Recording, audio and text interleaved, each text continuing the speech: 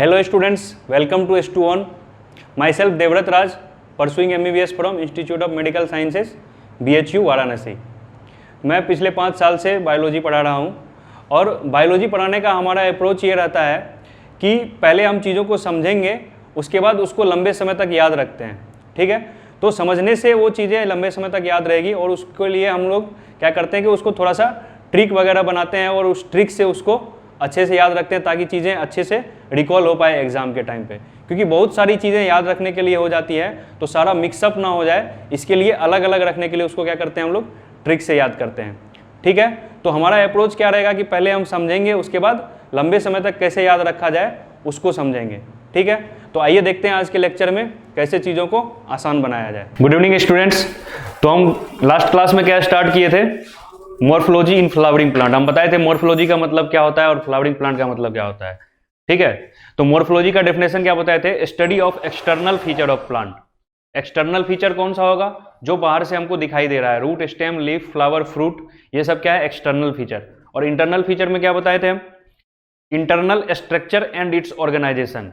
Internal feature में क्या बताए थे, इंटरनल स्ट्रक्चर मतलब कौन कौन से टिश्यू से मिलकर बना हुआ है। ठीक है, और वो टिश्यू किस प्रकार अरेंज है और उस टिश्यू के अरेंजमेंट, जैसे हमारे बॉडी में क्या है, सबसे ऊपर क्या एपिडर्मिस है, फिर अंदर क्या होगा मसल्स होगा, ब्लड वेसल होगा, फिर सबसे अंदर क्या है बोन्स है।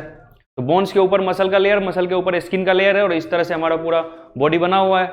उसी तरह से प्लांट में टिश्यू है, टिश्यू से मिलकर क्या बना हुआ है, पूरा प्लांट बना हुआ है। ठीक है, वो टिश्यू किस प्रकार अरेंज्ड है, एपिडर्मिस, हाइपोडर्मिस, कॉर्टेक्स, इंडोडर्मिस, इन सब चीज में किस प्रकार से अरेंज्ड है टिश्यू से, उसके बारे में हम डिस्कस करेंगे किसमें, एनाटॉमी ऑफ फ्लावरिंग प्लांट में। ठीक है, तो anatomy of flowering plant next lecture लेंगे हम लोग, कल स्टार्ट करेंगे। आज मॉर्फोलॉजी खत्म किया जाए। तो मॉर्फोलॉजी में हम कल क्या क्या बताए थे एक बार रिकैप करते हैं। ठीक है, मॉर्फोलॉजी में बताए थे root, stem, leaf, flower and fruit, और सीड का भी थोड़ा सा पार्ट लिए थे। ठीक है, तो सबसे पहले रूट में क्या क्या बताए थे, रूट में बताए थे definition of root, function of root. Function of root क्या था, 2 फंक्शन आपको पहले से याद है, एक तो क्या सपोर्ट करना और दूसरा क्या है आपका फंक्शन वाटर और मिनरल को एब्जॉर्ब करना। ये तो आपको पहले पता था, हम बताए थे। इसके अलावा आपको क्या याद रखना है कि रूट कभी कभी स्टोरेज ऑफ फूड भी करता है, जैसे कैरोट, टर्निप वगैरह सब में। ठीक है, और रूट का चौथा फंक्शन हम क्या बताए थे आपको, synthesis of PGR, plant growth regulator, ये चीज आपको बताया गया था। उसके बाद हम बताए थे types of root, tap root, fibrous root और adventitious root. Tap root dicot में होता है, फाइब्रस रूट मोनोकोट में होता है, एडवेंटिशियस रूट क्या एग्जांपल बताए थे, ग्रास मॉन्स्टेरा, बनियान वगैरह सब। ठीक है, इसके बाद हम रूट के आगे बढ़े थे, तो रूट में बताए थे region of maturation, region of elongation, region of meristematic activity, ये सब चीज बताए थे। सबसे आगे क्या होगा, रूट कैप, और रूट कैप अंदर जाते जाएगा, पेनिट्रेट करेगा सॉइल को, और जो मेरिस्टेमेटिक एक्टिविटी का रीजन है वहां पे सेल्स ग्रोथ होंगे, ग्रो होने के बाद सेल डिवीजन होगा, डिवीजन के बाद क्या होगा इलोंगेशन, सेल में लेंथ इंक्रीज होगा, और इलोंगेशन होने के बाद क्या होगा मैच्योरेशन। तो सबसे नीचे क्या है रूट कैप, उसके जस्ट ऊपर क्या होगा रीजन ऑफ मेरिस्टेमेटिक एक्टिविटी, उसके जस्ट ऊपर क्या होगा रीजन ऑफ इलोंगेशन, और उसके जस्ट ऊपर क्या होगा रीजन ऑफ मैच्योरेशन। ये डायग्राम आपको हम बताए थे कल, ये डायग्राम दिख रहा होगा आपको, region of root cap, region of meristematic activity, region of elongation और रीजन ऑफ मैच्योरेशन। और क्या खास बात बताए थे कि रूट हेयर कहां पे होगा, रूट हेयर होगा रीजन ऑफ मैच्योरेशन में। ठीक है, तो रीजन ऑफ मैच्योरेशन में रूट हेयर होगा, और रूट हेयर क्या होता है यूनिसेलुलर होता है, ऑलवेज यूनिसेलुलर। आपको क्वेश्चन आएगा रूट हेयर में भी यूनिसेलुलर, रूट हेयर में भी multicellular, root hair always unicellular, ऐसे लिखा हुआ रहता है। तो रूट हेयर क्या होगा ऑलवेज यूनिसेलुलर। इसके बाद हम चर्चा किए थे स्टेम के बारे में। ठीक है, तो स्टेम का डेफिनेशन बताए, स्टेम का डेफिनेशन क्या बताए थे, इसमें नोड्स और इंटरनोड्स होगा। ठीक है, फिर बताए थे स्टेम का फंक्शन, क्या फंक्शन होगा, bearing of branches, flowers, fruits, leaves वगैरह, ये हो गया स्टेम का फंक्शन। इसके बाद क्या बताया था स्टेम का modification, modification of stem for storage, for support, for protection, for vegetative propagation, ये सब चीज आपको डायग्राम से समझाए थे। नेक्स्ट चलते हैं लीफ। लीफ के बारे में सबसे पहले क्या बताए थे, parts of leaf. Parts of leaf में क्या बताए थे, लीफ ब्लेड होता है, लेमिना होता है, मिडरिब होता है, पिटियोल होता है, स्टिप्यूल होता है, लीफ बेस होता है, ये सब क्या है उसका पार्ट है। फिर बताए थे लीफ में वेनेसन, दो तरह के वेनेशन होते हैं, पैरेलल वेनेशन और रेटिकुलेट वेनेशन। तो रेटिकुलेट वेनेशन डाइकोट में होता है और पैरेलल वेनेशन किस में होता है, मोनोकोट में होता है। ये आपको एग्जांपल बोले थे याद करने के लिए, एनसीईआरटी में आपके दिया हुआ है रेटिकुलेट वेनेशन डाइकोट में और पैरेलल वेनेशन मोनोकोट में होगा। क्लियर है यहां तक। उसके बाद लीफ के बारे में आगे हम पढ़े थे, types of leaf, simple leaf and compound leaf. Compound leaf में भी दो पढ़े थे हम, पिन्नेटली कंपाउंड लीफ और पाल्मेटली कंपाउंड लीफ। तो पिन्नेटली कंपाउंड और palmately compound.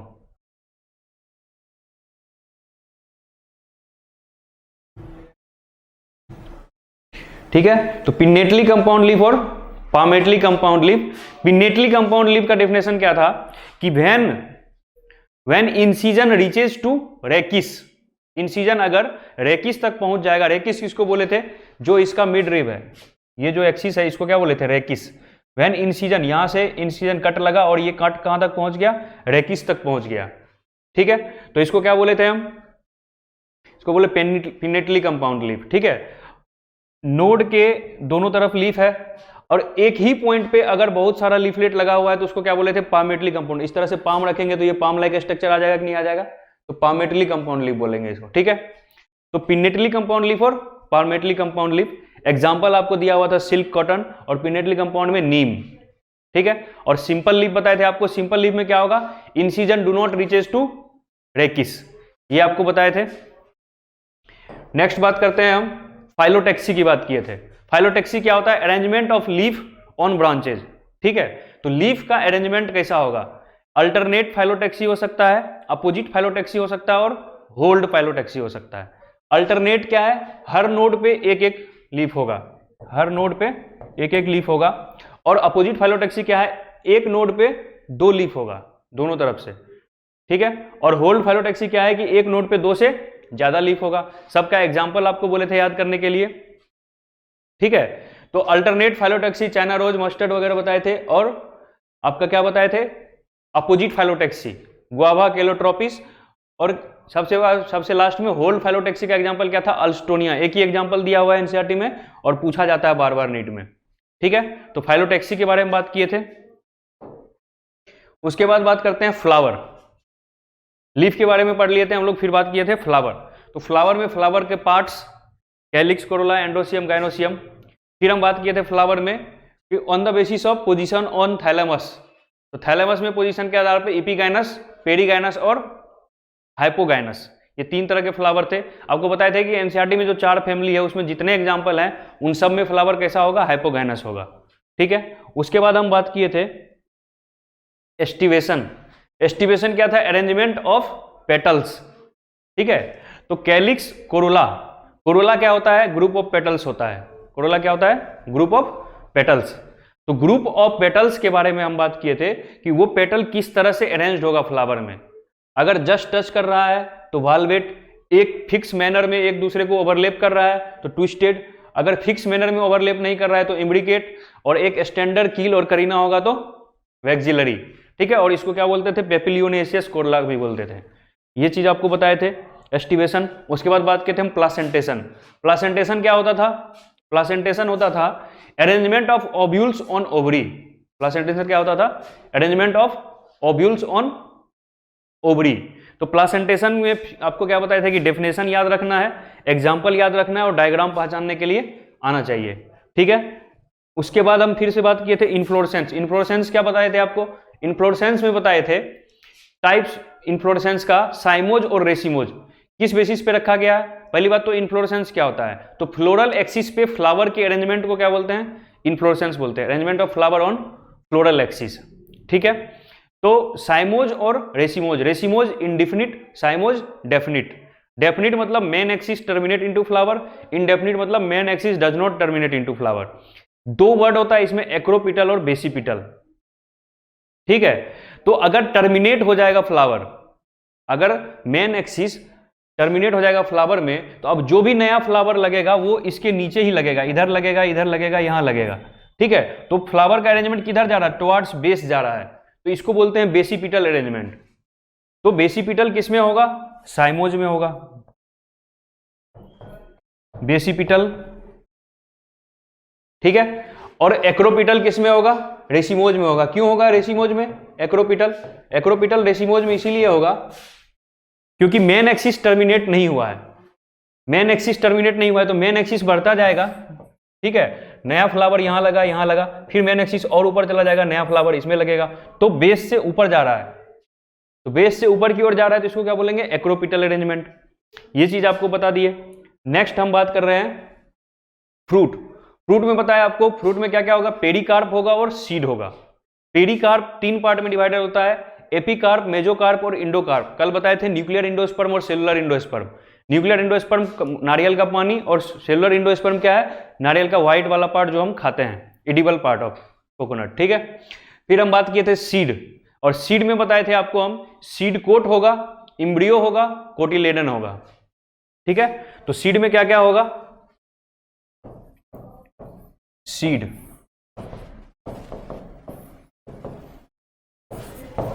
Seed coat, embryo और कोटिलेडन्स। याद कीजिए चैप्टर का नाम क्या है? चैप्टर का नाम है मॉर्फोलॉजी इन फ्लावरिंग प्लांट। तो सिर्फ फ्लावरिंग प्लांट के सीड के बारे में पढ़ रहे हैं, यानी कि एंजियोस्पर्म। और एंजियोस्पर्म में 2 पार्ट होता है, मोनोकोट और डाइकोट। और मोनोकोट और डाइकोट किस बेसिस पे बोला गया है? अगर कोटिलेडन 1 होगा तो मोनोकोट, कोटिलेडन 2 होगा तो डाइकोट। मोनोकोटिलेडन प्लांट और डाइकोटिलेडन प्लांट, ठीक है। तो फ्लावरिंग प्लांट 2 तरह के हो सकते हैं, मोनोकोट प्लांट और डाइकोट प्लांट। क्लियर है? अब मोनोकोट और डाइकोट के बारे में आगे पढ़ेंगे हम डिटेल से फैमिली में। इम्ब्रियो, इम्ब्रियो का स्ट्रक्चर आपको नेक्स्ट स्लाइड में यहाँ पे दिखाएंगे। ये इम्ब्रियो का स्ट्रक्चर है, ठीक है। ये डाइकोट इम्ब्रियो है, ये मोनोकोट इम्ब्रियो है, ठीक है। तो इम्ब्रियो का स्ट्रक्चर अभी समझाते हैं। इससे पहले हम क्या बात कर रहे हैं? सीड कोट का। तो सीड कोट में आपको हम कल बताए थे कि सीड कोट में आउटर सीड कोट और इनर सीड कोट होता है। आउटर सीड कोट को क्या बोलते हैं? टेस्टा। और इनर सीड कोट को क्या बोलते हैं? टेगमेन। तो एक सीड में क्या होगा? 3 चीज होगा, सीड कोट होगा, एम्ब्रियो होगा, कोटिलेडन होगा, ठीक है। तो सीड कोट का क्या, सीड कोट के बारे में क्या याद रखना है? आउटर सीड कोट टेस्टा और inner seed coat tegmen. Direct question आएगा नीट में आपको, outer seed coat is also termed as, तो क्या बोलेंगे? टेस्टा, ठीक है। नेक्स्ट बात करते हैं हम इम्ब्रियो की। और इम्ब्रियो का डायग्राम पूछा गया है कई बार नीट में। ये इम्ब्रियो का डायग्राम है। इम्ब्रियो का डायग्राम में देखिए ऊपर की ओर क्या है? प्लूमूल, नीचे है रेडिकल। रेडिकल से क्या बनता है? रूट, ठीक है। और प्लूमूल से क्या बनता है? सूट। सूट मतलब स्टेम, ठीक है। तो रेडिकल से रूट और प्लूमूल से सूट बनेगा। अब बात करते हैं कोटिलेडन का। कोटिलेडन का क्या काम है? कोटिलेडन का काम होता है इम्ब्रियो को न्यूट्रिशन देना। कोटिलेडन का क्या काम होता है? इम्ब्रियो को न्यूट्रिशन देना। तो 2 कोटिलेडन है, इम्ब्रियो को क्या कर रहा है? न्यूट्रिशन दे रहा है। अगर किसी में एक कोटिलेडन है, न्यूट्रिशन कम पड़ गया, तो वहां किसकी जरूरत पड़ती है? इंडोस्पर्म की। इंडोस्पर्म का भी काम क्या होता है? न्यूट्रिशन देना। जैसे यहां देखिए, यहां पे एक जो स्कूटेलम है, ये स्कूटेलम क्या है? कोटिलेडन है। ये डाइकोट प्लांट का सीड है, ये मोनोकोट प्लांट का सीड है, ठीक है। तो ये जो मोनोकोट प्लांट का सीड है, ये एक्चुअली किसका सीड है? मेज का सीड है, ठीक है। मेज मोनोकोट प्लांट है और ये मेज का सीड है। अब इस मेज के सीड में देखिए, ये स्कूटेलम,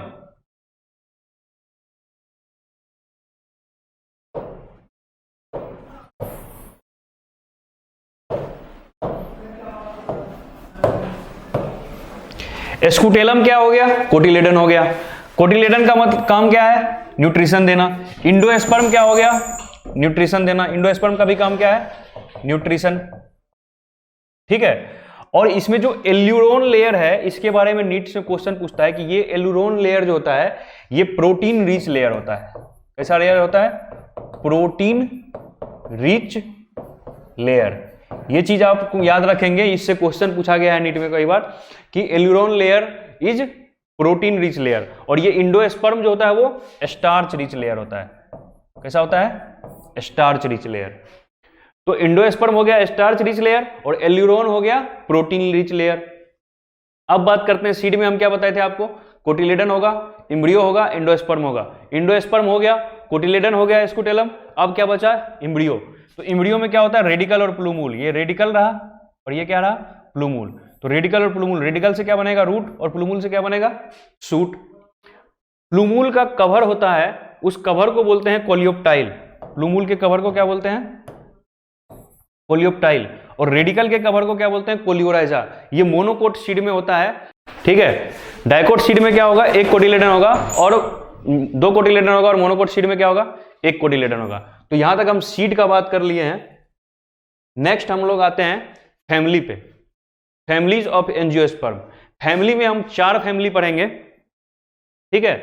और फैमिली का एग्जांपल पूछा है, डायरेक्ट आपसे क्वेश्चन आता है कि जो है ग्रास है वो कौन से फैमिली का है, जो मस्टर्ड है कौन से फैमिली का है, टोमेटो है कौन से फैमिली का है, लिली है कौन से फैमिली का है, ऑनियन है, गार्लिक है, ये कौन से फैमिली का है। तो फैमिली का एग्जाम्पल आपको याद रहना चाहिए। सबसे पहला है ब्रेसिकेसी फैमिली।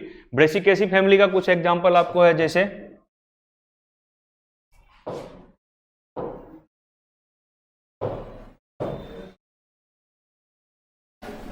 सबसे पहला ब्रेसिकेसी फैमिली, ठीक है। तो ब्रेसिकेसी फैमिली का एग्जांपल आपको याद रखना है, मस्टर्ड, कैबेज, कॉलीफ्लावर,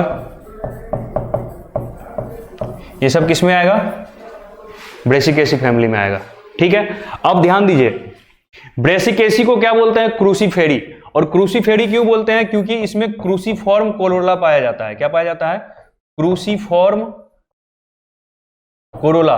कल आपको हम फ्लावर पढ़ाते समय बताए थे क्रूसीफॉर्म कोरोला क्या होता है। कोरोला मतलब पेटल्स, ग्रुप ऑफ पेटल्स, ठीक है। और क्रूसीफॉर्म मतलब क्रॉस लाइक अरेंजमेंट। आपको हम बताए थे कि क्रूसीफेरी फैमिली में ये जो क्रॉस लाइक अरेंजमेंट होता है किसका, कोरोला का। इसीलिए क्रूसीफेरी फैमिली को क्या इस क्रूसीफॉर्म कोरोला के कारण ब्रेसिकेसी को क्या नाम दे दिया गया, क्रूसीफेरी फैमिली। एग्जाम्पल कुछ याद करना है। अब आइए समझते हैं कि ये फ्लोरल फॉर्मूला क्या करता है, ठीक है। तो फ्लोरल फॉर्मूला को समझा जाए।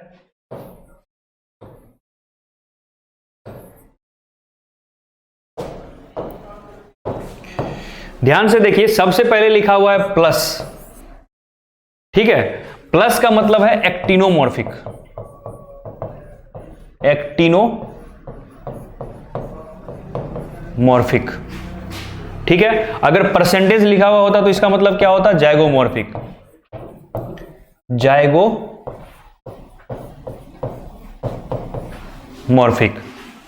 ठीक है। अब समझिए ये एक्टिनोमॉर्फिक और जाइगोमॉर्फिक है क्या। याद कीजिए एनिमल किंगडम, एनिमल किंगडम कभी पढ़े होंगे आप। तो एनिमल किंगडम में आपको बायलेटरल सिमेट्री पढ़ाया गया होगा और रेडियल सिमेट्री पढ़ाया गया होगा। बायलेटरल सिमेट्री का मतलब होता है बीचों बीच आप 2 भाग में बांटेंगे तो दोनों तरफ सिमिलर चीज आएगा, ठीक है। जैसे ये ह्यूमन बीइंग है, तो यहां से अगर सेंट्रल एक्सिस से 2 पार्ट में डिवाइड करेंगे तो एक हाथ इधर आएगा, एक हाथ इधर आएगा, एक आंख इधर आएगा, एक आंख इधर आएगा। तो बायलेटरली सिमेट्रिकल होता है, ठीक है। तो उसी तरह से एक चीज आपको बताया गया था क्या, रेडियल सिमेट्री, मतलब any axis passing through centre divides into equal part. और बायलेटरल सिमेट्री क्या होता है, only one axis passing through centre divides into 2 equal part, ठीक है। जैसे ह्यूमन बीइंग है तो अगर एक ही एक्सिस से काटेंगे तब 2 इक्वल पार्ट में डिवाइड होगा, लेकिन अगर ऐसे काट देंगे तो सर ऊपर आ जाएगा, पैर ऊपर, पैर नीचे आ जाएगा। अगर बीच से काट देंगे तो फिर ये दोनों इक्वल नहीं आएगा, समझ पा रहे हैं। तो इसको बायलेटरल सिमेट्री एक ही एक्सिस से है, सारे एक्सिस से नहीं है, ठीक है। तो वही चीज यहां पे आपको बताया गया है कि इसमें अगर आप यहां से इसको सिमेट्री लें तो भी 2 पार्ट में आ जाएगा, अगर यहां से सिमेट्री लें तो भी 2 पार्ट में आ जाएगा, 2 इक्वल पार्ट में आ जाएगा। अगर यहां से सिमेट्री लें तो भी 2 इक्वल पार्ट में आ जाएगा, समझ पा रहे हैं। तो मतलब any axis passing through centre divides into 2 equal part. तो ऐसे सिमेट्री को क्या बोलते थे, रेडियल सिमेट्री। और जो वहां रेडियल सिमेट्री है वही यहां पे क्या है, एक्टिनोमॉर्फिक है। जो रेडियल सिमेट्री है वही यहां पे क्या है, एक्टिनोमॉर्फिक है। और अगर जाइगोमॉर्फिक होगा तो क्या होगा, सिर्फ एक ही एक्सिस होगा जो कि 2 इक्वल पार्ट में डिवाइड करेगा। तो प्लस का मतलब समझ में आया, सिमेट्री को दर्शाता है। फिर आते हैं ये किस चीज का साइन है, ये बाइसेक्सुअल का साइन है। बाइसेक्सुअल का मतलब फ्लावर में मेल पार्ट और फीमेल पार्ट दोनों होगा। मेल पार्ट क्या होता है, एंड्रोसियम, और फीमेल पार्ट क्या होता है, गाइनोसियम। तो एंड्रोसियम और गाइनोसियम दोनों होगा फ्लावर में। ये हो गया बाइसेक्सुअल का साइन, ठीक है। ये किसका साइन है, मेल का साइन है। ये किसका साइन है, फीमेल का साइन है, और ये दोनों मिला दिए तो ये क्या बन गया, बाइसेक्सुअल बन गया। ठीक है, नेक्स्ट आप देखिए,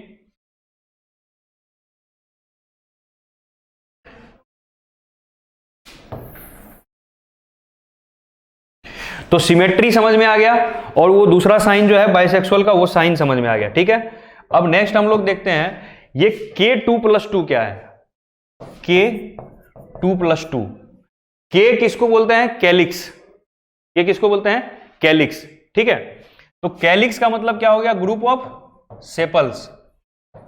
कोई भी फ्लोरल डायग्राम आपको, ये जो डायग्राम है इसको क्या बोलते हैं हम, फ्लोरल डायग्राम। फ्लावर में क्या क्या दिखेगा आपको, वो चीज आपको दिखाया है इस डायग्राम से। तो सबसे बाहर का जो लेयर है 1 2 3 और 4, ये सबसे बाहर जो लीफ का लेयर है ये क्या है, कैलिक्स है। तो 2 अंदर है 2 बाहर है, आप देख रहे हैं कि ये इसको ओवरलैप कर रहा है, ये इसको ओवरलैप कर रहा है, और इसका दोनों पार्ट अंदर में है, इसका दोनों पार्ट अंदर में है। ठीक है, तो 2 बाहर और 2 अंदर, इसको डिनोट करने के लिए क्या लिखा है, K2+2, 2 बाहर और 2 अंदर, और ये है क्या, सेपल्स है। तो K2+2 का मतलब समझ में आया आपको। उसके बाद लिखा है C4, C कितना लिखा हुआ है, 4, C मतलब क्या हो गया, कोरोला। तो कैलिक्स आपको समझ में आ गया 2+2। अब हम बात करेंगे किसका, कोरोला का। कोरोला देखिए क्या होता है, 1 2 3 4, कैलिक्स के जस्ट अंदर का जो होल होगा वो क्या होगा, कोरोला होगा।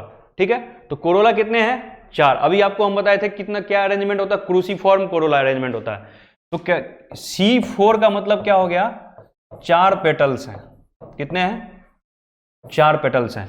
ग्रुप ऑफ पेटल्स को क्या बोलते हैं, कोरोला बोलते हैं। ठीक है, आपको ध्यान में यह रखना है कि ब्रेसिकेसी फैमिली में क्रूसीफॉर्म कोरोला होता है, और टेट्रा डायनेमस क्या कंडीशन होता है, एंड्रोसियम होता है। ठीक है, तो यहां पे हम लिख देते हैं, 2 पॉइंट आपको अच्छे से याद रखना है। ब्रेसिकेसी फैमिली में क्या होता है, क्रूसीफॉर्म कोरोला, मतलब क्रॉस अरेंजमेंट होता है कोरोला का। ठीक है, और दूसरा पॉइंट हम क्या बता रहे हैं, tetra dynamos condition, tetra dynamos androecium. इसको अगले पॉइंट में अभी हम समझा रहे हैं, टेट्रा डायनेमस एंड्रोसियम क्या है। देखिए अभी, तो क्रूसीफॉर्म कोरोला समझ में आ गया आपको, क्रूसीफॉर्म कोरोला समझा चुके हैं। A2+4, A2+4 का मतलब क्या है, देखिए कैलिक्स हो गया, कोरोला हो गया। कैलिक्स सबसे बाहर वाला लेयर, कोरोला उसके अंदर वाला लेयर, और उसके अंदर जो आपको दिख रहा है 1 2 3 4 तो ये दिख रहा है, और उसके बाहर 2 दिख रहा है। ये क्या है, एंड्रोसियम है। एंड्रोसियम मतलब आपको बताए थे ये एंथर होता है, एंथर प्लस स्टेमेन, और ग्रुप एंथर प्लस फिलामेंट, इसको एक साथ क्या बोलते थे, स्टेमेन। ठीक है, और ग्रुप ऑफ स्टेमेन को क्या बोलते हैं, एंड्रोसियम। तो ये एक इसका ये ऊपर वाला पोर्शन जो है यही चीज ये दिखा रहा है, इसका कट सेक्शन दिखा रहा है। ठीक है, तो ये कितने हैं, 2 बाहर में है और 4 अंदर में है।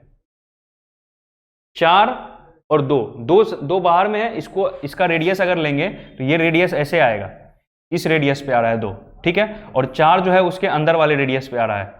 समझ पा रहे हैं, तो 2+4 एंड्रोसियम 2+4 का मतलब यही है, स्टेमेन का अरेंजमेंट होगा, 2 बाहर होगा और 4 अंदर होगा। और ऐसे अरेंजमेंट को क्या बोलते हैं हम, टेट्रा डायनेमस अरेंजमेंट। क्या बोलते हैं, टेट्रा 4, डाय मतलब 2, 4+2, तो इसको क्या बोलते हैं हम, टेट्रा डायनेमस अरेंजमेंट। ये आपको डायग्राम समझ में आया। उसके बाद क्या है, G2 ब्रैकेट में है और नीचे एक अंडरलाइन किया हुआ है। इस अंडरलाइन का अलग मतलब है और ब्रैकेट का अलग मतलब है, इसको समझते हैं।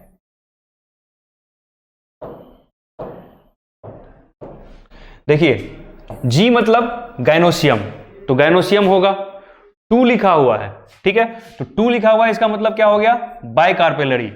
आपको हम बताए थे जब फ्लावर पढ़ा रहे थे तो बताए थे कि फ्लावर में गाइनोसियम एक हो सकता है, एक से ज्यादा हो सकता है। अगर 2 है तो बाइकार्पेलरी, गाइनोसियम 3 है तो ट्राइकार्पेलरी, और 3 से अधिक है तो मल्टीकार्पेलरी।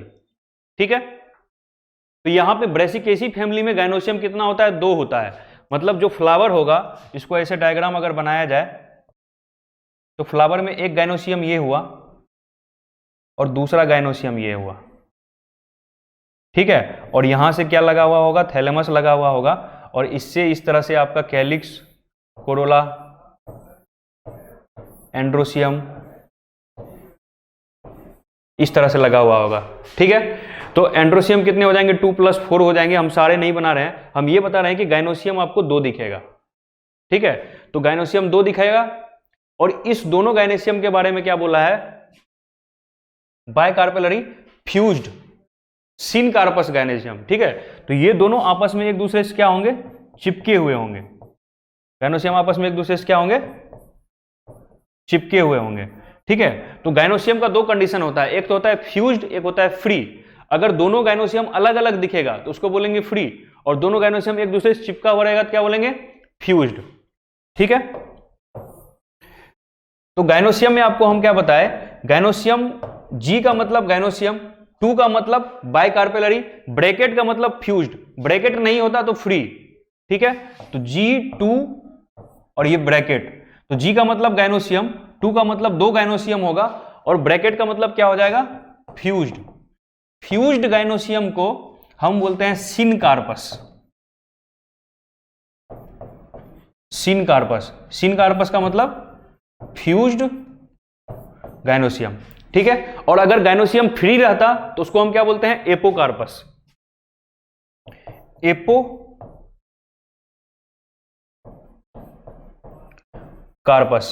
एपोकार्पस उसको बोलते हैं फ्री गायनोसियम, ठीक है। तो एपोकार्पस हो गया फ्री, और सिनकार्पस हो गया फ्यूज्ड। ये आपको वर्ड याद रखना है, एपोकार्पस और सिनकार्पस। चलिए नेक्स्ट बात करते हैं हम। ये ब्रेसिकेसी फैमिली का फ्लोरल फॉर्मूला समझ में आ गया, फ्लोरल डायग्राम भी समझ में आ गया, ठीक है। इसके बाद इसका एग्जाम्पल भी आपको हम बता दिए, और 2 मेन पॉइंट है आपका, क्रूसिफॉर्म कोरोला और टेट्राडाइनेमस एंड्रोसियम, ये 2 मेन पॉइंट आपको याद रखना है। नेक्स्ट हम स्लाइड चलते हैं, दूसरा फैमिली हमारा फेबेसी। नेक्स्ट फैमिली क्या है, फेबेसी फैमिली। फेबेसी फैमिली को पेपिलियोनेसी फैमिली भी बोलते हैं। क्या बोलते हैं, पेपिलियोनेसी फैमिली, पेपिलियोनेसी, ठीक है। क्योंकि इसका कोरोला को क्या बोलते हैं, पेपिलियोनेसियस कोरोला, ठीक है। अब इसको समझिए ध्यान से। हम आपको बताए थे जब एस्टिवेशन पढ़ा रहे थे तो इस तरह का अरेंजमेंट था, 1 2 और 2, ये था स्टैंडर्ड। ये विंग्स और अली बताए थे, यहां पे कील और करीना बताए थे, ठीक है। तो सबसे बाहर का होल क्या होता है, कैलिक्स, उसके अंदर कोरोला, उसके अंदर एंड्रोसियम, उसके अंदर गायनोसियम। बाहर से अंदर आएंगे तो सबसे बाहर क्या होगा, कैलिक्स, उसके अंदर कोरोला, उसके अंदर एंड्रोसियम, उसके अंदर गायनोसियम, ठीक है। हाँ sir, underline, Priyanka Sahu, underline का मतलब था ओवरी क्या होगा, सुपीरियर होगा, ओवरी क्या होगा, सुपीरियर होगा। जी जो नीचे था उसका अंडरलाइन का मतलब आपको बता दें, ये जो लास्ट स्लाइड हम बताए थे कि जी का मतलब क्या हो गया, गायनोसियम, 2 का मतलब हो गया बायकार्पेलरी, ब्रैकेट का मतलब क्या हो जाएगा, सिनकार्पस, और अंडरलाइन का मतलब देखिए इस तरह से लिखा हुआ रहेगा आपको, या तो जी के नीचे अंडरलाइन है तो लाइन के ऊपर गायनोसियम है, इसका मतलब गायनोसियम क्या हो गया, सुपीरियर, ठीक है। और गायनोसियम सुपीरियर होता है तो उसको हम बोलते हैं क्या, हाइपोगाइनस फ्लावर। ऐसा फ्लावर जिसमें गायनोसियम सुपीरियर हो उसको क्या बोलते हैं, हाइपोगाइनस फ्लावर, ठीक है। Highest position of ovary than any members, Yashveer Verma, बहुत सही। हाइपोगाइनस फ्लावर किसको बोलते हैं, जिसमें गायनोसियम के नीचे बाकी सब कुछ रहेगा, बाकी सारा फ्लोरल पार्ट क्या रहेगा, गायनोसियम के नीचे रहेगा, तो उसको हम क्या बोलेंगे, हाइपोगाइनस फ्लावर, ठीक है। तो ब्रेसिकेसी फैमिली में क्या फ्लावर कैसे होंगे, हाइपोगाइनस, मतलब गायनोसियम सबसे ऊपर होगा, बाकी कैलिक्स, कोरोला और एंड्रोसियम उसके नीचे से ओरिजिनेट होगा। क्लियर है आपको अंडरलाइन का मतलब, ठीक है। तो नीचे लाइन लगा हुआ है तो हाइपोगाइनस फ्लावर, और अगर जी लिख के इस तरह से ऊपर लाइन लगा हुआ होता इसको क्या बोलेंगे, एपिगाइनस फ्लावर, इसको क्या बोलेंगे, एपिगाइनस फ्लावर। और इसमें ओवरी क्या हो जाएगा, इन्फीरियर, जी नीचे है लाइन के तो ओवरी क्या हो जाएगा, इन्फीरियर। ये नेक्स्ट बात करते हैं हम, क्या बात कर रहे हैं, फेबेसी फैमिली, ठीक है। तो फेबेसी फैमिली में आपको फ्लोरल फॉर्मूला में देखिए यहां क्या लिखा हुआ है, परसेंटेज। तो अब आपको समझ में आ गया होगा परसेंटेज का मतलब क्या है। परसेंटेज का मतलब क्या है, जाइगोमॉर्फिक यानी कि बायलेटरल सिमेट्री। अब देखिए इसको अगर आप इस एक्सिस से डिवाइड करेंगे तो ये 2 पार्ट में डिवाइड हो जाएगा, ठीक है, 2 इक्वल पार्ट में डिवाइड हो जाएगा। लेकिन अगर इस एक्सिस से डिवाइड करेंगे तो ये एंगल वाला पार्ट इधर आ जाएगा, इधर आपका प्लेन वाला पार्ट आ जाएगा और ये दोनों इक्वल पार्ट में डिवाइड नहीं होगा। ये सिर्फ और सिर्फ एक ही एक्सिस में डिवाइड होगा जो दोनों तरफ इक्वल हो। दूसरा एक्सिस कहीं से भी लेंगे तो उस एक्सिस में दोनों पार्ट इक्वल नहीं हो पाएगा। ठीक है, चलिए नेक्स्ट हम देखते हैं। आपको हम क्या बताए अभी कि ये only one axis passing through centre divides it into two equal part. ठीक है, तो टू इक्वल पार्ट में डिवाइड करा मतलब कौन सा सिमेट्री है? जाइगोमॉर्फिक सिमेट्री है। तो इसलिए इसको क्या लिखा गया है? परसेंटेज लिखा है। तो परसेंटेज का मतलब समझ में आया क्या है? जाइगोमॉर्फिक। ठीक है, इसका मतलब आपको समझ में आ गया होगा तुरंत। ये क्या हो जाएगा? बाइसेक्सुअल। ये बाइसेक्सुअल का सिंबल है, मतलब इसमें एंड्रोसियम भी होगा और गाइनोसियम भी होगा। देखिए दो तरह का फ्लावर होता है, कंप्लीट फ्लावर और incomplete flower. Calyx, Corolla, androecium, gynoecium, ये चार तरह के पार्ट है, चार फ्लोरल पार्ट है। इसमें से अगर एक भी पार्ट अब्सेंट हुआ तो इनकम्प्लीट फ्लावर। ठीक है, और अगर चारों पार्ट प्रेजेंट है तो कंप्लीट फ्लावर। अब दूसरा क्लासिफिकेशन है यूनिसेक्सुअल फ्लावर और बाइसेक्सुअल फ्लावर। यूनिसेक्सुअल फ्लावर में एंड्रोसियम या गाइनोसियम में से कोई एक पार्ट रहेगा, एक नहीं रहेगा। और बाइसेक्सुअल फ्लावर में एंड्रोसियम और गाइनोसियम दोनों रहेगा। तो यहां पे एंड्रोसियम और गाइनोसियम दोनों है, ये देखिए ए और जी दोनों है, इसलिए क्या है? बाइसेक्सुअल फ्लावर है। ठीक है, अब देखिए आपको बताए परसेंटेज का मतलब जाइगोमॉर्फिक, ये बाइसेक्सुअल हो गया। अब कैलिक्स हो गए 5, तो काउंट कीजिए 1 2 3 4 5। कैलिक्स कितने हो गए? 5। और पांचों आपस में टच है कि नहीं है? सब एक दूसरे से जुड़ा हुआ है, फ्यूज्ड है। तो इसको क्या बोलेंगे? यहां पे पांचों को ब्रैकेट में लगा दिया। ये समझ पा रहे हैं? ब्रैकेट का मतलब फ्यूज्ड, ब्रैकेट नहीं है तो फ्री। इससे पहले क्या था? ब्रेसिकेसी में कैलिक्स 2+2 था, तो देखिए यहां पे टच नहीं किया है कोई किसी को, फ्यूज नहीं है, सब अलग अलग है। दो बाहर है, दो अंदर है, लेकिन सब अलग अलग है, इसलिए यहां पे ब्रैकेट नहीं लगाया था। तो ये क्या हो गया? फ्री। और अभी हम क्या पढ़ा रहे हैं? फ्यूज्ड। ठीक है, तो इसमें सब आपस में एक दूसरे से चिपके हुए हैं, इसलिए क्या क्या हो गया? ये कैलिक्स फ्यूज्ड हो गया। ये समझ में आ गया। अब कोरोला 1+2+2, 1 आपस में हटा हुआ है। बुक में डायग्राम देखेंगे तो 1 वाला ना इधर टच कर रहा है ना इधर टच कर रहा है। ठीक है, फिर 2, ये जो दोनों है ये दोनों भी ना ऊपर टच कर रहा है ना नीचे टच कर रहा है। तो 1+2 अलग रखा है, लेकिन लास्ट वाला 2 जो है उसको फ्यूज किया है, ब्रैकेट में रखा है, क्योंकि देखिए ये लास्ट वाला 2 यहां पे आके मिल गया है। ठीक है, तो यहां पे आके फ्यूज हो गया है, इसलिए लास्ट वाले 2 को क्या किया? ब्रैकेट में रखा है। तो टोटल 5 पेटल्स होंगे, 5 में से 1 और 2 3 फ्री होंगे और 2 आपस में फ्यूज होंगे, इसलिए क्या लिखा है? 1+2+2। ये क्या हो गया? Corolla, special type of Corolla हो गया। इसको क्या बोलते हैं? पेपिलियोनेशियस कोरोला या फिर वेक्सिलरी टाइप ऑफ एस्टिवेशन। ठीक है, इसके बाद देखिए एंड्रोसियम 9+1, इसको काउंट कीजिएगा आप, 1 2 3 4 5 6 7 8 9। तो 9 तो फ्यूज है और एक अलग से है। ठीक है, तो 9 को ब्रैकेट में रखा है और एक अलग से रखा है। समझ पा रहे हैं? 9+1 अरेंजमेंट हो जाता है इसका। ठीक है, इसको डाइएडल्फस कंडीशन बोलते हैं। क्या बोलते हैं? डाइएडल्फस कंडीशन। एक होता है मोनोएडल्फस, एक होता है डाइएडल्फस, एक होता है पॉलीएडल्फस। इसका क्या मतलब है कि जो एंड्रोसियम है, एंड्रोसियम किसको बोलते हैं? ग्रुप ऑफ स्टेमेन को बोलते हैं। ठीक है, तो ग्रुप ऑफ स्टेमेन को एंड्रोसियम बोले। अगर बहुत सारा स्टेमेन आपस में मिलके एक बंडल बनाया तो उसको बोलेंगे मोनोएडल्फस। एक फ्लावर में स्टेमेन का एक बंडल होगा तो मोनोएडल्फस। अगर एक फ्लावर में स्टेमेन का 2 बंडल है, 5 स्टेमेन मिलके एक बंडल बना लिया, 5 स्टेमेन मिलके अलग बंडल बना लिया, 2 बंडल हो गया, तो उसको क्या बोलेंगे? डाइएडल्फस। जैसे फेबेसी में हुआ है, 9 स्टेमेन मिलके एक अलग बंडल बनाया और एक स्टेमेन को अकेला छोड़ दिया, तो 9 वाला एक अलग बंडल हो गया, एक वाला अलग हो गया, तो क्या बोल दिया? डाइएडल्फस। ठीक है, तो डाइएडल्फस का मतलब समझ में आया। पॉलीएडल्फस क्या होगा? जब स्टेमेन का बहुत सारा बंडल होगा। क्लियर है? अब बात करते हैं गाइनोसियम। खुद बताइए गाइनोसियम कितना है? 1। गाइनोसियम के नीचे लाइन लगा हुआ है, इसका मतलब ओवरी कैसा हो जाएगा? सुपीरियर। ठीक है, तो क्लियर हो गया आपको। फेबेसी फैमिली में आपको डाइएडल्फस कंडीशन याद रखना है। डाइएडल्फस कंडीशन के अलावा आपको फ्लोरल फॉर्मूला और फ्लोरल फॉर्मूला के साथ फ्लोरल डायग्राम आपको समझ में आना चाहिए। क्लियर है यहां तक? नेक्स्ट चलते हैं हम। नेक्स्ट हमारा क्या है? Liliaceae Solanaceae family. ठीक है, तो सोलेनेसी फैमिली पढ़ते हैं। सोलेनेसी फैमिली में भी फ्लोरल डायग्राम में आपको ये समझ में आ गया होगा प्लस क्या है।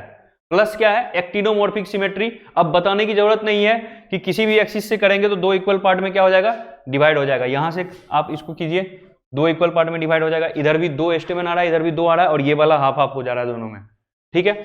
अगर इस एक्सिस से करेंगे तो भी हो जाएगा, इस एक्सिस से करेंगे तो भी हो जाएगा, किसी भी एक्सिस से करेंगे तो दो इक्वल पार्ट में डिवाइड हो जाएगा। इसलिए इसको क्या बोलते हैं हम, एक्टिनोमॉर्फिक टाइप ऑफ सिमेट्री, ठीक है। इसके बाद देखिए बाइसेक्सुअल होगा, सोलनेसी भी क्या होगा, बाइसेक्सुअल फ्लावर होगा। कैलिक्स, कोरोला, एंड्रोसियम तीनों 5-5 है, ठीक है। तो आप इसको ट्रिक से याद कर लेंगे, सोलनेसी 555, कैलिक्स, कोरोला और एंड्रोसियम तीनों 5-5 है। अब आपको एग्जाम में कभी भी 4 ऑप्शन रहेगा, चारों ऑप्शन में 4 तरह के फ्लोरल फॉर्मूला दिया हुआ रहेगा। और अगर आपसे सोलनेसी पूछा है तो आप देखेंगे कि कैलिक्स, कोरोला, एंड्रोसियम तीनों 5 जिसमें है वही क्या हो जाएगा, आंसर हो जाएगा। लेकिन ध्यान रखना है कि तीनों 5 में से 2 5 फ्यूज है, 1 5 क्या है, फ्री है। कैसे है उसको समझाते हैं आपको, ठीक है। तो आपको एक्टिनोमॉर्फिक समझ में आया, बाइसेक्सुअल समझ में आया। कैलिक्स 5 है और पांचों फ्यूज है, 1 2 3 4 5, और पांचों आपस में चिपके हुए हैं, ठीक है, कोई अलग अलग नहीं है। तो पांचों फ्यूज है तो क्या किए, उसको ब्रैकेट में रख दिए। क्लियर है।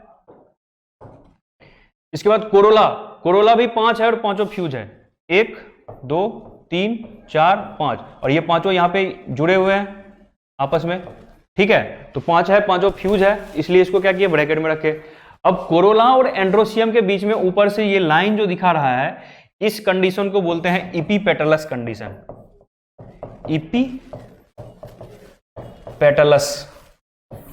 इपीपेटलस कंडीशन। इपीपेटलस कंडीशन में क्या होता है कि जो एस्टेमेन है वो कोरोला से अटैच होता है। ये एंड्रोसियम, एंड्रोसियम मतलब एस्टेमेन, ग्रुप ऑफ एस्टेमेन, एस्टेमेन कोरोला से अटैच है, ठीक है। पेरियंथ फॉर्म लिलियेसी में होता है, यशवीर वर्मा, ठीक है। डिलीट कर लिया अपना कमेंट। तो पेरियंथ अभी पढ़ेंगे, लिलियेसी में अभी क्या पढ़ रहे हैं हम, सोलनेसी। इसमें क्या होगा, इपीपेटलस कंडीशन होगा। इपीपेटलस कंडीशन किसको बोलते हैं, stamen is attached to petals, epipetalous condition. अब एंड्रोसियम कितने हैं, 5, ये एस्टेमेन है 1 2 3 4 5, तो 5 है, और ये पांचों देख रहे हैं आप कोरोला से जुड़ा हुआ है, इसलिए इसको क्या बोल दिए, इपीपेटलस कंडीशन। अब ये एस्टेमेन आपस में कहीं जुड़ा हुआ है क्या, ये एस्टेमेन इस एस्टेमेन से नहीं जुड़ा हुआ है, ये एस्टेमेन इससे नहीं जुड़ा हुआ है, ये इससे नहीं जुड़ा हुआ है। तो अगर एस्टेमेन आपस में नहीं जुड़ा हुआ है तो इसको क्या बोलेंगे, फ्री है।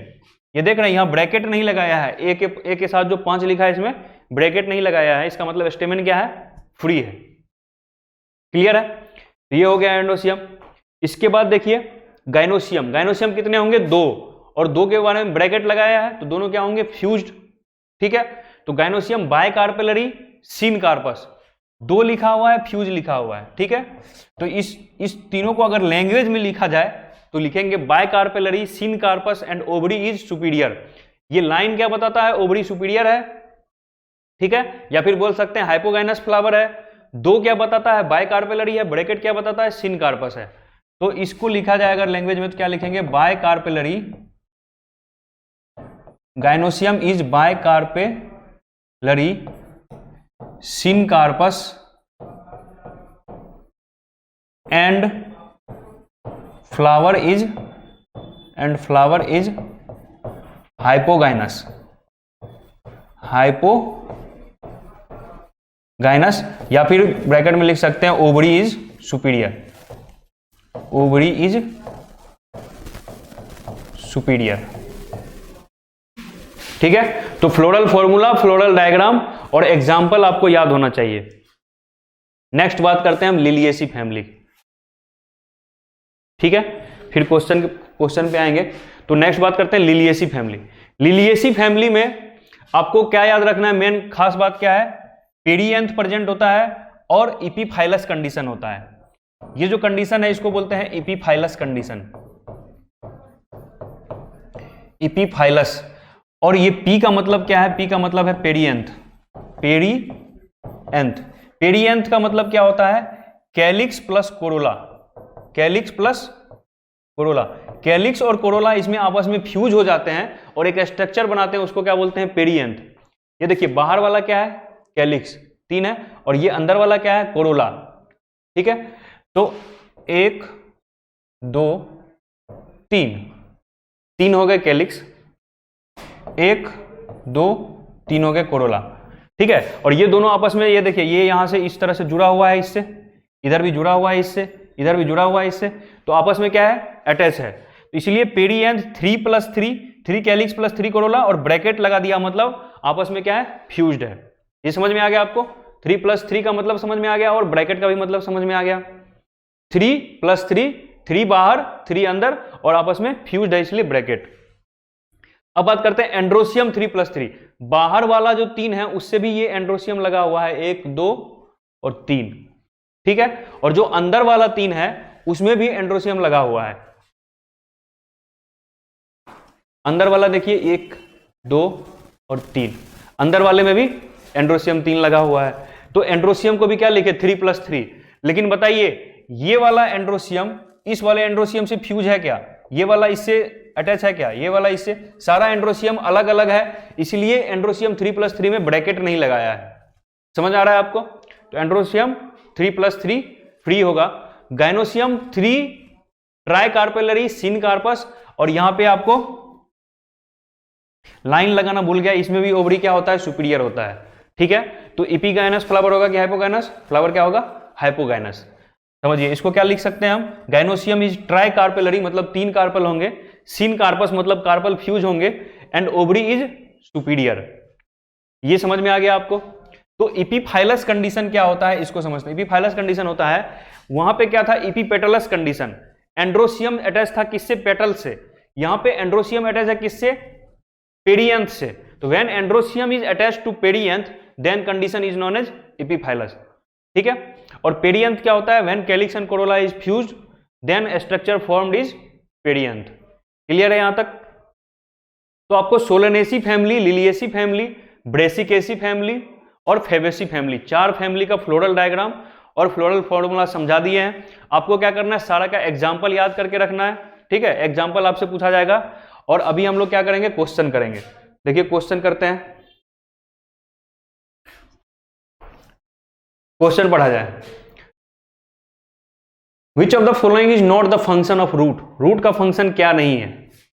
To spread out branches bearing leaves and buds, absorption of water and mineral from the soil, providing a proper anchorage to the plant parts and storing reserve food material. Reserve food material store करता है, carrot turnip वगैरह example बताए थे आपको। Modification of root for food storage, ठीक है। Providing a proper anchorage, support provide करता है। Absorption of water and mineral, तो इसका मेन काम है, ठीक है। To spread out branches bearing leaves and buds, ये स्टेम का फंक्शन है। किसका फंक्शन है? स्टेम का। ये रूट का फंक्शन नहीं है, तो इसलिए आंसर क्या हो जाएगा? ए। क्लियर है? Arrangement of ovules within the ovary is known as, क्या होगा आंसर? प्लासेंटेशन। क्योंकि एस्टिवेशन क्या था? एस्टिवेशन था arrangement of petals in the flower. तो फ्लावर में पेटल्स का अरेंजमेंट एस्टिवेशन था, और ओव्यूल का अरेंजमेंट ओवरी के अंदर क्या होता है? प्लासेंटेशन होता है। आसान सा सवाल था। कितने तरह के प्लासेंटेशन बताए थे आपको? 5 तरह के प्लासेंटेशन बताए थे, ठीक है। तो प्लासेंटेशन से क्वेश्चन आता है, ध्यान रखिएगा। The coconut water and the edible part of coconut are equivalent to, क्या होगा answer? Coconut water and edible part of coconut. आपको बताए थे एडिबल पार्ट जो होता है वो सेलुलर एंडोस्पर्म होता है, और जो कोकोनट वाटर होता है वो क्या होता है? न्यूक्लियर एंडोस्पर्म होता है। लेकिन दोनों तो क्या होगा? एंडोस्पर्म ही होगा, ठीक है। तो आंसर क्या जाएगा? एंडोस्पर्म। क्लियर है? तो कोकोनट वाटर और एडिबल पार्ट दोनों ही क्या है? एंडोस्पर्म है। नेक्स्ट क्वेश्चन देखते हैं। The fruit drupe develops from, अगर आप एनसीईआरटी पढ़ेंगे ढंग से और वो भी पूरा कंसंट्रेशन से, तभी इसका आंसर दे पाएंगे, ठीक है। तो ड्रूप फ्रूट क्या होता है? ड्रूप फ्रूट होता है जिसका इंडोकार्प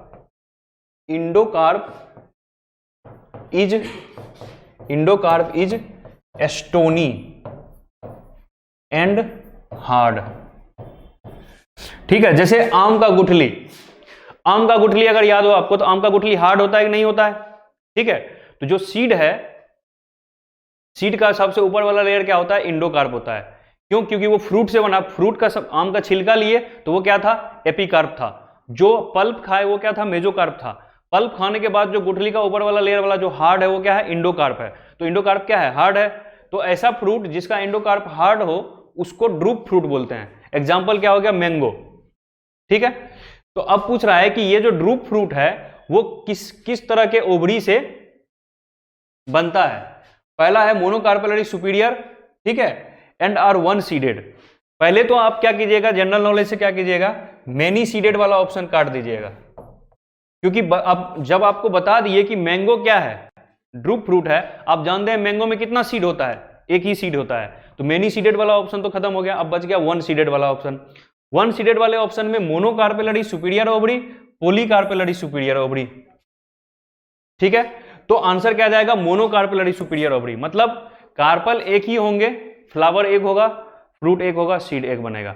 अगर मल्टी कार्पेलरी होता तो ओवरी होता उसमें ज्यादा, कार्पल ज्यादा होता तो ओवरी ज्यादा होता, तो ओव्यूल ज्यादा होता तो सीड भी ज्यादा बनता। ठीक है, तो पूरी कार्पेलरी होता तो सीड भी ज्यादा बनता, इसीलिए मोनोकार्पेलरी है, सीड एक है तो मोनोकार्पेलरी। क्लियर है आपको। एनसीईआरटी में मोनोकार्पेलरी सुपीरियर लिखा हुआ है, एनसीईआरटी जब आप पढ़ेंगे जहां पे फ्रूट दिया हुआ है तो मोनोकार्पेलरी सुपीरियर ओवरी लिखा हुआ है। आपको एनसीईआरटी का लाइन पूछा जाता है नीट में, इसलिए एनसीईआरटी का लाइन उठा के क्वेश्चन प्रैक्टिस करवा रहे हैं आपसे। ठीक है, लास्ट में ये आ गया आपका, थैंक यू। तो अभी तक हम आपको बताए सोलनेसी, फेबेसी, लिलिएसी और ब्रेसिकेसी, ये चार फैमिली। ब्रेसिकेसी का कुछ एग्जाम्पल बताए थे। अब हम थोड़ा सा चर्चा करते हैं एग्जाम्पल के बारे में। आइए फेबेसी फैमिली का एग्जाम्पल देखा जाए, कैसे याद करेंगे। ठीक है, तो फेबेसी फैमिली का पहले कुछ एग्जाम्पल लिखते हैं हम, तो आपको समझ में आएगा। ठीक है, तो सबसे पहले सेसबानिया, ये एक एग्जाम्पल है।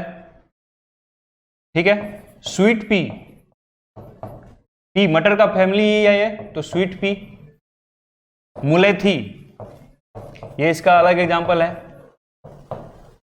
ठीक है, पल्सेस, जितने भी तरह के पल्सेस हैं वो सारा इसमें आ जाएगा, जैसे ग्राम, अरहर, बीन।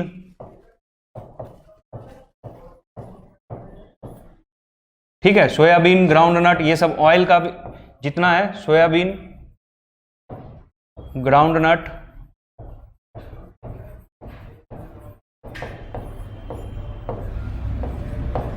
ऑयल्स। ठीक है, इसके अलावा आपका इंडिगो फेरा एग्जाम्पल होगा, इंडिगो फेरा। सन हेम्प, जिससे फाइबर प्रोड्यूस होता है।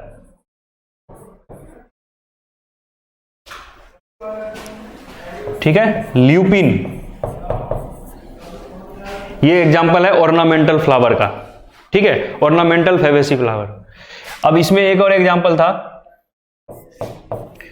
ट्राइफोलियम। ट्राइफोलियम जो फेबेसी प्लांट है, इसको जानवरों के चारा के लिए यूज करते हैं, इसलिए ट्राइफोलियम के ब्रैकेट में आप जब एनसीईआरटी पढ़ेंगे तो वहां फोडर लिखा हुआ है। ठीक है, तो इसका एक ट्रिक बताते हैं आपको, इसको कैसे याद करेंगे। इसको पहले आप क्या करेंगे, पहले तो याद करना कोशिश करेंगे सेसबानिया, स्वीट पी, मुलेथी, ट्राइफोलियम, ये सब क्या है, फेबेसी का एग्जाम्पल है। क्लियर है। अब अगर इसको ऐसे याद नहीं होगा तो पहले आपको सारा नाम पता होना चाहिए। नाम जब पता होगा, 2-3 बार नाम पढ़ा हुआ रहेगा, तब ट्रिक काम करेगा। तो एक कहानी सुनाते हैं, पहले कविता है, कविता सुनिए। कविता क्या है, एक बनिया था, एक बनिया था। बनिया जैसे ही आएगा तो बनिया का नाम क्या है, बनिया का मतलब क्या समझेंगे आप, शेष बनिया। एक बनिया था, ठीक है, वो बहुत ही स्वीट था। बनिया कैसा था, स्वीट था। तो दूसरा एग्जाम्पल याद हो गया कौन सा, स्वीट पी। पहला एग्जाम्पल क्या याद हो गया, एक बनिया था, शेष बनिया याद कर लिए आप। दूसरा एग्जाम्पल क्या है, वो बहुत ही स्वीट था। ठीक है, तो स्वीट पी याद हो गया। तीसरा एग्जाम्पल है आपका, वह मुलेथी खाता था।